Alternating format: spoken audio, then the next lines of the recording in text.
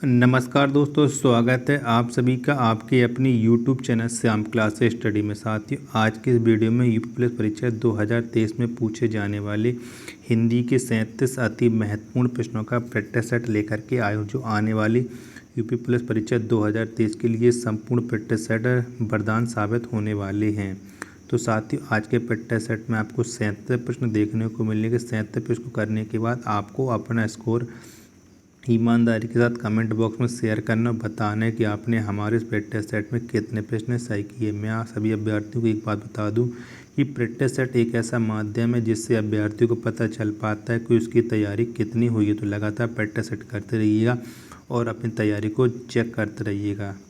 तो practice set पसंद आए तो वीडियो को आप लाइक कर देना। चैनल को अभी तक आपने सब्सक्राइब नहीं किया है तो चैनल को आप जरूर सब्सक्राइब कर लीजिएगा और इस प्रैक्टिस सेट को आप अपने सभी दोस्तों के पास ज़रूर शेयर कर देना, जिससे वो भी लोग प्रैक्टिस सेट को लगाएं और उन लोगों को भी अपनी तैयारी का पता लग पाए कि उनकी तैयारी यूपी पुलिस परीक्षा 2023 के लिए कितनी हुई है। इससे पहले मैं हिंदी के 282 प्रैक्टिस सेट अपलोड कर चुका हूँ। अभी तक आपने वो नहीं देखे तो सारे प्रैक्टिस सेट आपको प्ले लिस्ट मिल जाएंगे, वहाँ से जा कर के आप एक एक करके सभी प्रैक्टिस सेट लगा सकते हैं और अपनी तैयारी को चेक कर सकते हैं।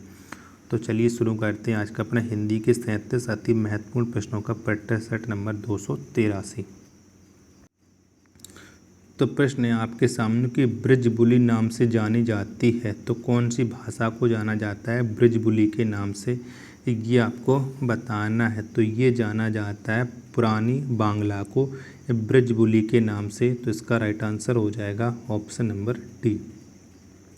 प्रश्न नंबर 7 है आपके सामने कि भारतीय आर्य भाषा में टा वर्ग की ध्वनियाँ किसकी देन है। तो किसकी देन है ये आपको बताना है। तो भारतीय आर्य भाषा में टा वर्ग की ध्वनियाँ ये है एक द्रविड़ भाषा की देन। तो इसका राइट आंसर हो जाएगा ऑप्शन नंबर ए। प्रश्न नंबर 8 है आपके सामने कि अघोष वर्ण कौन सा है। तो इनमें से कौन सा है अघोष वर्ण, ये आपको बताना है। तो सा, कौन सा, ये सड़क वाला सा, ये एक अघोष वर्ण है। ऑप्शन नंबर डी इसका राइट आंसर हो जाएगा।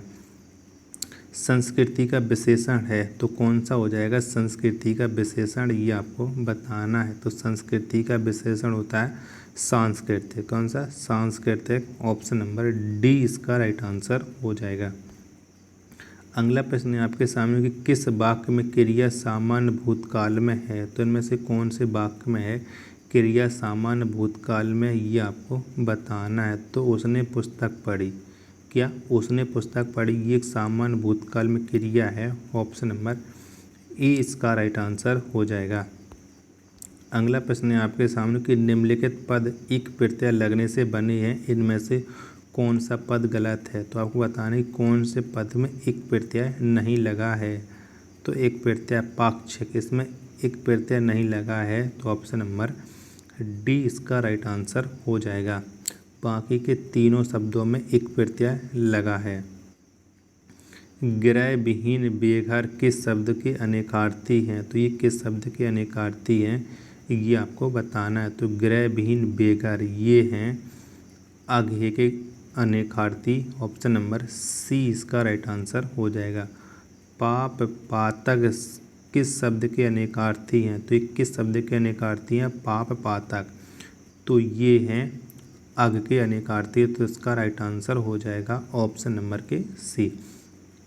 अगला प्रश्न है आपके सामने कि हिंदी भाषा में वर्ण या अक्षर कितने प्रकार के होते हैं। तो कितने प्रकार के होते हैं हिंदी भाषा में वर्ण या अक्षर, तो ये होते हैं टोटल 3 प्रकार के। तो इसका राइट आंसर हो जाएगा ऑप्शन नंबर के सी।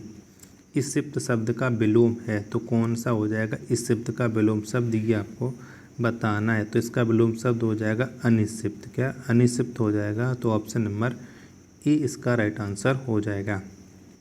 अगला प्रश्न है आपके सामने कि स्वजाति का विलोम है तो कौन सा हो जाएगा स्वजाति का विलोम शब्द। तो इसका विलोम शब्द हो जाएगा विजाति, कौन विजाति हो जाएगा। तो इसका राइट आंसर हो जाएगा ऑप्शन नंबर के डी। प्रश्न नंबर 17 आपके सामने कि निम्न में से कौन सा विलोम युग्म त्रुटिपूर्ण है। तो कौन सा विलोम युग्म त्रुटिपूर्ण है ये आपको बताना है। तो बताइएगा। विपत्ति संपत्ति ये सही है। उन्नत उद्दत, सॉरी विनत उद्दत ये भी सही है। आधार आधे ये भी सही है। आमिष का सामिष नहीं होता, आमिष का निरामिष होता है, तो यही गलत हो गया है। तो ऑप्शन नंबर ए इसका राइट आंसर हो जाएगा। महादेव का पर्यायवाची शब्द चुनिए। तो महादेव में का कौन सा पर्यायवाची है ये आपको बताना है। तो इनमें से महादेव का पर्यायवाची है चंद्रशेखर। कौन? चंद्रशेखर, ये महादेव का पर्यायवाची है। तो इसका राइट आंसर हो जाएगा ऑप्शन नंबर के सी।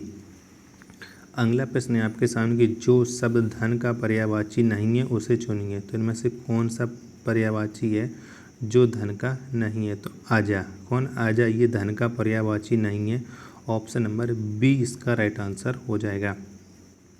प्रश्न नंबर 20 है आपके सामने के निम्नलिखित शब्दों में से किसकी वर्तनी शुद्ध है? तो इनमें से किसकी वर्तनी शुद्ध है ये आपको बताना है। तो किसकी है? तो ये संन्यास, ये वर्तनी शुद्ध है। बाकी की तीनों वर्तनियाँ ये अशुद्ध हैं। तो ऑप्शन नंबर ए इसका राइट आंसर हो जाएगा। प्रश्न नंबर 21 है आपके सामने के वर्तनी की दृष्टि से शुद्ध शब्द है। तो इनमें से कौन सा है वर्तनी की दृष्टि से शुद्ध शब्द ये आपको बताना है। तो आनुषंगिक कैसे लिखा जाता है? तो ये लिखा जाता है ऑप्शन नंबर सी के अकॉर्डिंग। क्या? ऑप्शन नंबर सी के अकॉर्डिंग आनुषंगिक लिखा जाता है। तो सी इसका राइट आंसर हो जाएगा। प्रश्न नंबर 22 है आपके सामने कि निम्नलिखित में से अशुद्ध वर्तनी वाला शब्द है। तो इनमें से किसकी वर्तनी अशुद्ध है ये आपको बताना है। तो किसकी वर्तनी अशुद्ध है? तो ये है उपरोक्त, ये वर्तनी अशुद्ध है। उपरोक्त नहीं होता, उपर्युक्त होता है। तो ये ऑप्शन नंबर डी इसका राइट आंसर हो जाएगा। प्रश्न नंबर 23 है आपके सामने केवर्त शब्द का तत्सम रूप है। तो कौन सा हो जाएगा केवर्त शब्द का तत्सम रूप? तो इसका तत्सम रूप होता है केवट। क्या? केवट होता है। तो 23 का राइट आंसर हो जाएगा ऑप्शन नंबर के बी। प्रश्न नंबर 24 से आपके सामने कि अखरोट शब्द का तत्सम रूप है। तो इनमें से कौन सा हो जाएगा अखरोट का तत्सम रूप? तो अखरोट का तत्सम रूप होता है अछोट। क्या? अछोट। ऑप्शन नंबर बी इसका राइट आंसर हो जाएगा। अगला प्रश्न है आपके सामने कि निम्नलिखित शब्दों में कौन देशज है? तो इनमें से कौन सा शब्द है जो देशज है? तो कौन सा है? पढ़िएगा और बताइएगा, चार विकल्प देख लीजिएगा। तो इसमें से फटाफट। कौन? फटाफट, ये एक देशज शब्द है। तो इसका राइट आंसर हो जाएगा ऑप्शन नंबर के सी। प्रश्न नंबर 26 है आपके सामने कि जो किसी बात या उक्ति को तुरंत सोच ले के लिए एक शब्द होगा। तो इसके लिए एक शब्द क्या हो जाएगा कि जो किसी बात या उक्ति को तुरंत सोच लो? तो ये हो जाएगा प्रत्युन्नति। ऑप्शन नंबर सी इसका राइट आंसर हो जाएगा। किए गए उपकार का फल न मानने वाला व्याकरण की दृष्टि से क्या है? तो किए गए उपकार को न मानने वाला है। तो इसके लिए एक शब्द क्या होता है? तो इसके लिए एक शब्द होता है उपकृत। क्या? उपकृत। ऑप्शन नंबर डी इसका राइट आंसर हो जाएगा। किए गए उपकार का फल न मानने वाले के लिए होता है उपकृत। एक किए गए उपकार को न मानने वाला इसके लिए होता है कृतज्ञ। ठीक है, ये बात आपको ध्यान रखना, आपको कंफ्यूज नहीं होना है। प्रश्न नंबर 28 है आपके सामने करुण रस का स्थायी भाव क्या है? तो इनमें से कौन सा है करुण रस का स्थायी भाव? तो करुण रस का स्थायी भाव है शोक। क्या? शोक है। ऑप्शन नंबर बी इसका राइट आंसर हो जाएगा। अगला प्रश्न है आपके सामने कि हा राम हा प्राण प्यारे जीवित रहूं किसके सहारे। उपर्युक्त पंक्ति में कौन सा रस है? तो इस पंक्ति में कौन सा रस है ये आपको बताना है। तो कौन सा है? हा राम हा प्राण प्यारे जीवित रहूं किसके सहारे। तो इस प्रयुक्त पंक्तियों में करुण रस, क्योंकि यहाँ पर रोया जा रहा है और शोक व्यक्त किया जा रहा है। तो इसका राइट आंसर हो जाएगा ऑप्शन नंबर के ए। अगला प्रश्न है आपके सामने निर्देश दिया गया 30 से 31 निम्नलिखित पद्यांशों को पढ़कर सही छंद का चयन करें। तो आपको इसमें छंद बताना है कि कौन सा छंद है 30 और 31 में। तो पढ़ते हैं। जहाँ स्वतंत्र विचार ना बदले मन में मुख में, जहाँ ना बंधक बने सबल निबलों के मुख में, सबको जहाँ समान नियोजित का अवसर हो, शांति दयानी निशा हर्ष सूचक बासर हो। तो इस पंक्ति में कौन सा छंद है ये आपको बताना है। तो कौन सा छंद है? तो ये है एक छप्पा है। कौन सा ये छप्पा है? ऑप्शन नंबर डी इसका राइट आंसर हो जाएगा। अगला प्रश्न है आपके सामने कि शीश मुकुट कटी कछानी कर मुरली उर्माल इही बानक मो मन बसो सदा बिहारी लाल। तो इसमें कौन सा छंद है बताइएगा। तो इसमें आप मतलब मात्रा लगाओगे तो ये दोहा की मात्रा निकलेगी, तो इसमें दोहा हो जाएगा। तो ऑप्शन नंबर ए इसका राइट आंसर हो जाएगा। निर्देश दिया गया प्रश्न 32 और 33 के लिए निम्नलिखित प्रश्नों में दिए गए वाक्यों में प्रयुक्त अलंकार के भेद का चयन करें, उसके नीचे दिए गए विकल्पों में से कीजिए। तो ज्यों ज्यों बूढ़े श्याम रंग त्यों त्यों उजले होए। तो इसमें कौन सा अलंकार है ये आपको बताना है। तो ये इसमें विरोधाभास अलंकार, क्योंकि इसमें विरोध किया जा रहा है तो ये विरोधाभास अलंकार हो जाएगा। तो इसका राइट आंसर हो जाएगा ऑप्शन नंबर के बी। प्रश्न नंबर 33 है आपके सामने कि चरण कमल बंदो हरिराई। तो इसमें कौन सा अलंकार है ये आपको बताना। ये तो सबसे फेमस उदाहरण है, तो इसका आंसर हर सभी को पता ही होगा। तो ये है एक रूपक अलंकार। कौन सा रूपक अलंकार है चरण कमल बंदो हरिराई में। तो इसका राइट आंसर हो जाएगा ऑप्शन नंबर के सी। निर्देश दिया गया प्रश्न संख्या 34 और 36 के निम्नलिखित प्रश्नों में दी गई रचना के रचयिता के नाम का चयन करें, उसके दिए गए विकल्पों में से कीजिए। तो आपको एक तरह रचना दी गई, उनके रचनाकार का आपको नाम बताना है। तो हार की जीत ये कहानी है, तो इसके लेखक कौन है या रचयिता कौन है। तो हार की जीत कहानी इसके रचयिता हैं यादवेंद्र शर्मा चंद्र। कौन यादवेंद्र शर्मा हैं इसके रचनाकार हार की जीत कहानी के। तो इसका राइट आंसर हो जाएगा ऑप्शन नंबर के बी। अगला प्रश्न है 35 आपके सामने कि यामा। यामा किसकी रचना है। तो यामा है महादेवी वर्मा। किसकी महादेवी वर्मा की है यामा रचना। तो इसका राइट आंसर हो जाएगा ऑप्शन नंबर के सी। प्रश्न नंबर 36 है आपके सामने कि युद्ध और शांति। तो ये किसकी रचना है युद्ध और शांति। तो ये है रामधारी सिंह दिनकर की। किसकी रामधारी सिंह दिनकर की रचना है युद्ध और शांति। तो इसका राइट आंसर हो जाएगा ऑप्शन नंबर के बी। प्रश्न नंबर 37 है आपके सामने कार्य करने के बाद उसके बारे में जांच करना अर्थ वाली कहावत है। तो इस कहावत का क्या अर्थ है ये आपको बताना है। तो कार्य करने के बाद उसके बारे में जांच करना। तो इस कहावत का अर्थ है पानी पीकर जाति पूछना। तो इसका राइट आंसर हो जाएगा ऑप्शन नंबर के बी। प्रश्न नंबर 38 है आपके सामने कि नाक का बाल होना मुहावरे का अर्थ है। तो इस मुहावरे का क्या अर्थ है नाक का बाल होना। तो ये है अधिक प्रिय होना। क्या अधिक प्रिय होना। ऑप्शन नंबर सी इसका राइट आंसर हो जाएगा।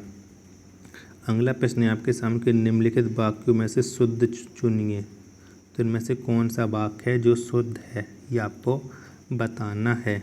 तो पढ़िएगा तीनों वाक्य चारों विकल्प और बताइए कौन सा है। तो हमारी आयुष्मती कन्या का विवाह होने जा रहा है। और आप अगले विकल्पों में देखो कि सौभाग्यवती। तो सौभाग्यवती जब होता है जब उस कन्या की शादी हो जाए। शादी के पहले उसे हम आयुष्मती बोलते हैं। तो इसका राइट आंसर हो जाएगा ऑप्शन नंबर के बी। और लास्ट प्रश्न है आज के इस प्रैक्टिस सेट का कि निम्नलिखित प्रश्न में दिए गए वाक्य में से कुछ त्रुटिपूर्ण हैं उनमें बताइएगा। तो आपको चारों विकल्प आपके साथ एक साथ पढ़ना है, उसके बाद आपको बताना है कि कौन से वाक्य में त्रुटि है। तो बाद में विनोबा भावे के भूदान यज्ञ आंदोलन चले और 50 लाख एकड़ भूमि छोटे छोटे किसानों में वितरित किए गए। यद्यपि इसमें बहुत सी भूमि अनुपजाऊ और बेकार साबित हुई। कोई त्रुटि नहीं है। तो आपको बताना है कि कौन से वाक्य में त्रुटि है। तो भू यज्ञ नहीं होता है भूदान आंदोलन था। तो यहाँ पर यज्ञ तो यहीं से गलत हो गया। कौन से वाक्य में त्रुटि हो गई। तो ये हो गई ऑप्शन नंबर ए वाले भाग में त्रुटि। तो ए इसका राइट आंसर हो जाएगा। तो साथियों अगर आपको ये प्रैक्टिस सेट पसंद आया हो तो वीडियो को आप लाइक कर देना। चैनल को आपने अभी तक सब्सक्राइब नहीं किया है तो चैनल को आप जरूर सब्सक्राइब कर लीजिएगा। मिलते हैं अपन नेक्स्ट वीडियो तो नेक्स्ट प्रैक्टिस सेट में। तब तक के लिए धन्यवाद। जय हिंद।